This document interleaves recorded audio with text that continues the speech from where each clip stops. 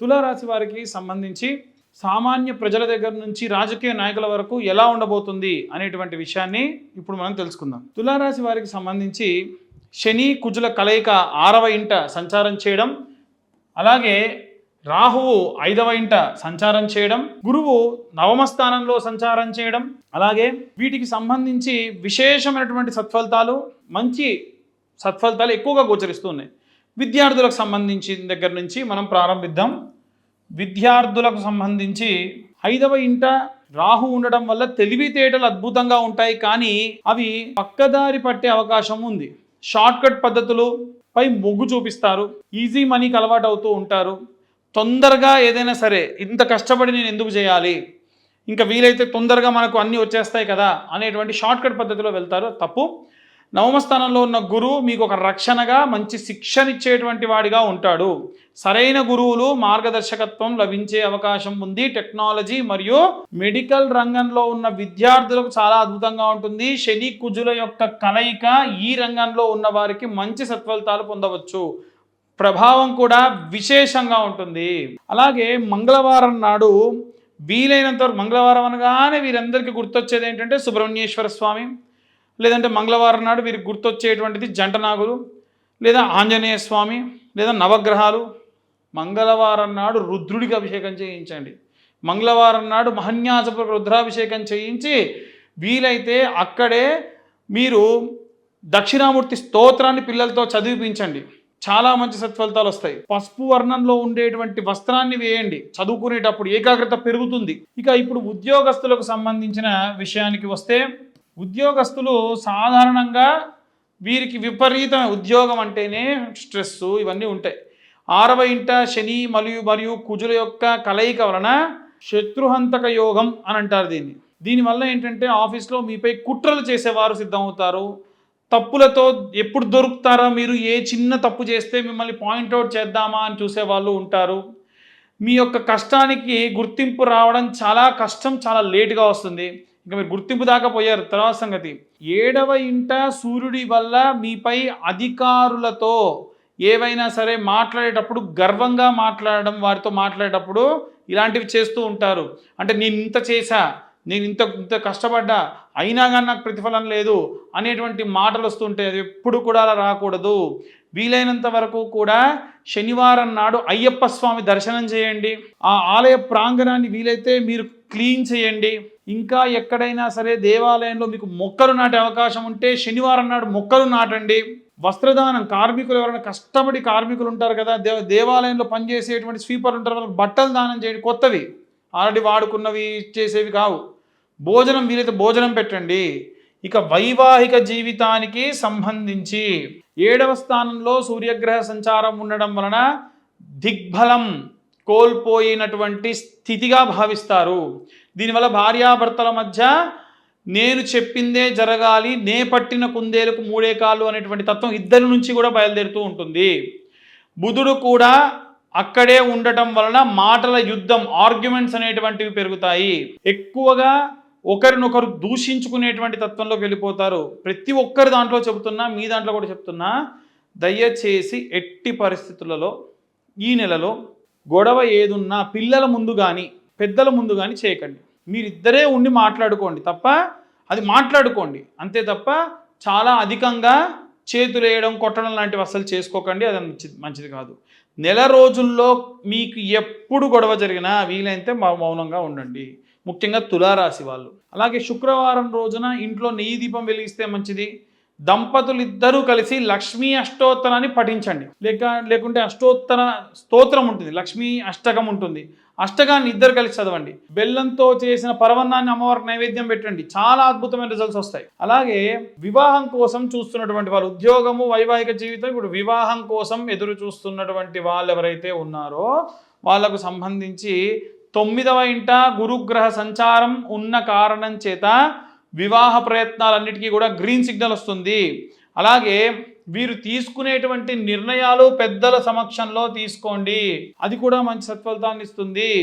అయితే 7వ ఇంట సూర్యుడు కలిసి ఉండడం, సూర్యుడు బుధుడితో కలిసి ఉన్న కారణం చేత సంబంధం ఖాయమవడంతో కొంచెం జాప్యం అనేటువంటిది ఉంటుంది.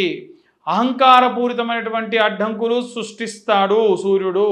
అంటే మీరు ఏదో అహంకారంతో మాట్లాడారని. ఇంకోటి ఏంటంటే బుధాదిత్య యోగం కూడా అంటారు. బుధుడు ఆదిత్యుడు ఉన్న కారణం చేత బుధాదిత్య యోగంలో ఉన్నారు కాబట్టి కూడా మంచి సత్ఫలితమే ఉంటుంది, కానీ కొంత జాప్యం అనేటువంటిది ఉంటుంది తప్ప అసలు కాకుండా మాత్రం ఉండదు.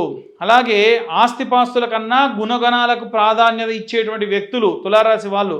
కాబట్టి వీలైనంత వరకు మీ యొక్క తత్వాన్ని, వ్యక్తిత్వాన్ని మీ పెద్దలకు చెప్పండి. 11 ప్రదక్షిణాలు గురువారం నాడు రావి చెట్టుకు 11 ప్రదక్షిణాలు చేయండి. తీపి పదార్థాలు ఏవైనా ఉంటే చిన్నపిల్లలకు ఇవ్వండి. చక్కెర రావి చెట్టు మొదట్లో వేయండి. దీని వలన విశేషమైనటువంటి సత్ఫలితాలు పొందవచ్చు. తదుపరి రైతుల గురించి ఇప్పుడు మనం మాట్లాడుకుందాం. రైతులకు సంబంధించిన విషయానికి వస్తే 6వ ఇంట్లో ఉన్నటువంటి శని మరియు కుజుడి యొక్క సంచారం వలన అద్భుతమైనటువంటి వేగవంతంగా పనిచేసేటువంటి తత్వం మొదలవుతుంది. గతంలో ఆగిపోయిన పనులన్నీ కూడా పూర్తవుతాయి.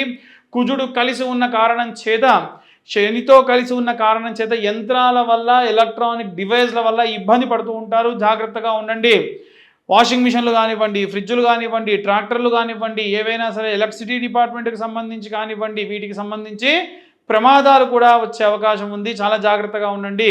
భూమి క్రయ విక్రయ సంబంధిత విషయాల్లో ఆసక్తి చూపుతారు. ఉన్నటువంటి కాలం మంచి కాలమే, దాంట్లో ఎటువంటి సందేహం లేదు. ప్రశాంతంగా అనుకూల సమయాన్ని మీరు సద్వినియోగం చేసుకోండి. పొలాల్లో పనులు మొదలుపెట్టే ముందు గణపతిని స్మరించుకోండి. వీలైతే గణపతి పూజ చేయండి. వీలైతే గరక గణపతికి సమర్పించండి. మంగళవారం నాడు కందులు దానం చేస్తే కూడా వీరికి విశేషమైనటువంటి సత్ఫలితాలు పొందుతారు. తదుపరి రైతుల గురించి అయిపోయింది. గృహిణులకు సంబంధించిన విషయానికి వస్తే చాలామంది కామెంట్స్ చేస్తూ ఉన్నారండి, గృహిణుల గురించి మీరు చెప్పట్లేదు అంటే ఆడవాళ్ళ గురించి చెప్పట్లేదమ్మా. గృహిణులు అంటే ఆడవాళ్ళు, ఒకరికి తెలియకుండా చూసుకోండి.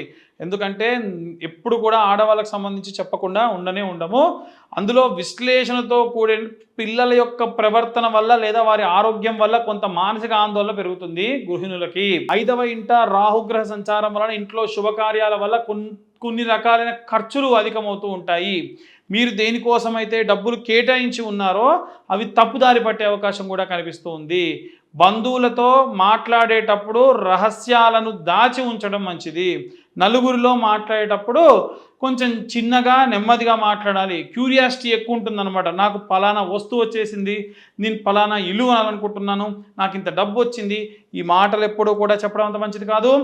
నిత్య శ్రీరామ రామ రామేతి రమే రామే మనోరమే సహస్రనామ తత్తుల్యం రామనామవరాణి అనేటువంటి మంత్రాన్ని 11 మార్లు జపం చేయండి. ఇది చాలా మానసిక ప్రశాంతతను ఖచ్చితంగా ఇస్తుంది. అలాగే రాజకీయ నాయకులకు సంబంధించినటువంటి విషయానికి వస్తే ఇప్పటి వరకు మనం ప్రతి ఒక్కరి గురించి చెప్పుకుంటూ రాజకీయ నాయకుల గురించి కూడా మనం చెబుతూ ఉన్నాము. మనకు రాజక్రియ అని అంటారు. వాస్తవంగా అది రాజకీయానికి ఏంటంటే రాజక్రియ. ఎవరైతే రాజకీయ నాయకులు ఉంటారో మీకు ఉన్నటువంటి అధికరణ సిద్ధితో 6వ ఇంట సంచారం చేస్తున్నటువంటి గ్రహ సంచారాలు మీకు మేలు చేసేటువంటి అవకాశం ఉంది. ప్రజల్లోకి వెళ్ళి చేసేటువంటి పనులు సక్సెస్ అవుతాయి.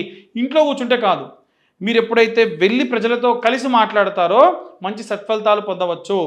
అలయన్స్ పార్ట్నర్స్ అంటారు. అంటే అంటే పార్టీతో సంబంధం లేకుండా కొన్నిసార్లు మీటింగ్స్ పెడతారు. అది ఏ కులానికి సంబంధించి కాకుండా ప్రజలకు మంచి చేసే క్రమంలో మీటింగ్స్ పెడతారు. అలాంటి వాటికి పాల్గొనాలి, వెళ్ళాలి, మాట్లాడాలి, మీ అభిప్రాయాలు చెప్పాలి, మీకున్న ఐడియాలు ఇవ్వండి. దాని ప్రకారంగా మీ యొక్క రాజక్రియ అనేటువంటిది, రాజకీయము చాలా అద్భుతంగా అవుతుంది. ఆదిత్య హృదయం వినడం, చదవడం వల్ల మంచి సత్ఫలితాలు పొందుతారు. రాజశ్యామల అమ్మవారికి సంబంధించి ఎవరి హోమగుండము, ఎవరి అమ్మవారికి సంబంధించి ఆరాధన అనేటువంటిది ప్లాన్ చేస్తూ ఉన్నాము. ఆసక్తి కలవారు ఎవరైనా సరే కింద ఉన్న నెంబర్కి కాంటాక్ట్ చేయొచ్చు.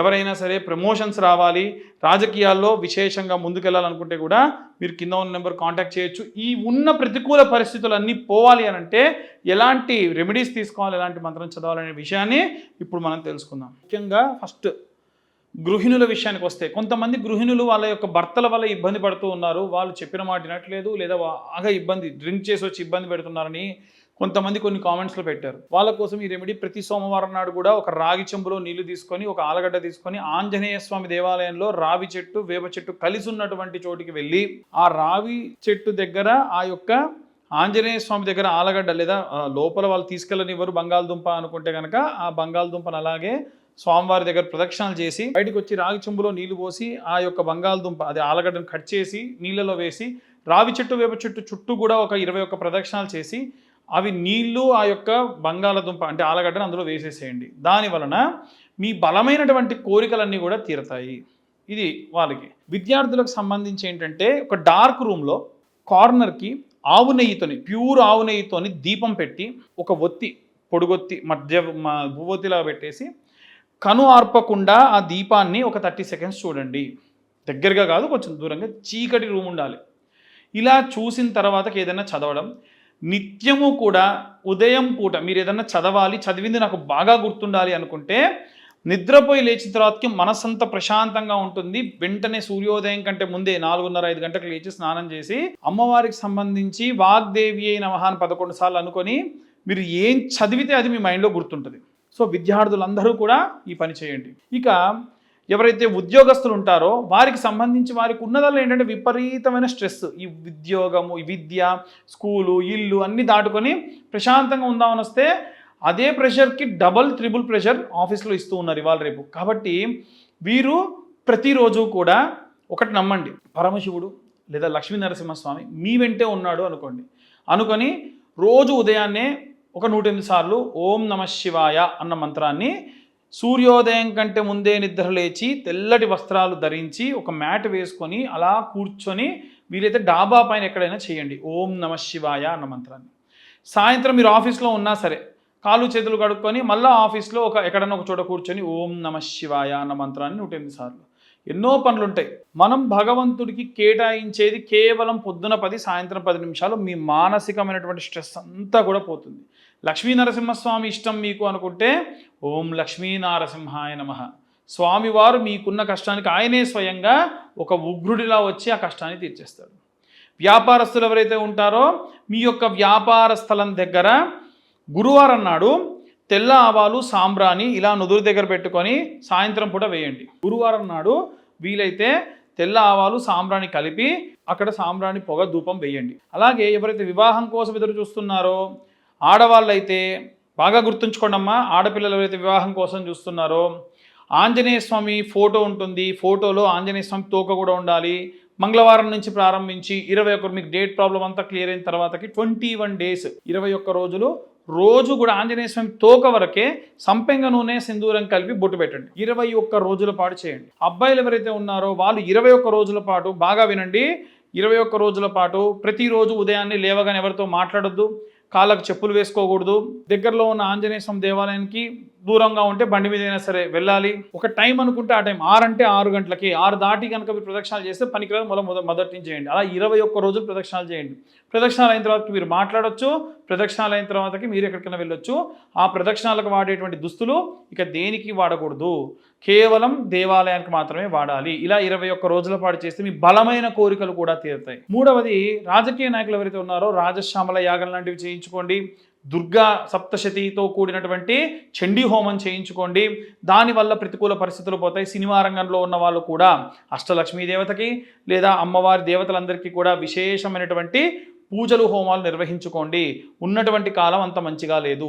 రైతులు ఎవరైతే ఉంటారో పాలు అలాగే నీళ్లు కలిపి జంట నాగులకి ఎక్కడైతే రావి చెట్టు వేప చెట్టు కింద ప్రతిష్ఠ చేసి ఉన్నారో వాటికి పోసి ఆ పోసినటువంటి జలమంతా కూడా ఎక్కడైతే మట్టిలోకి వెళ్తుందో ఆ మట్టి అంతా తీసుకెళ్ళి మీ పొలంలో చల్లుకోండి.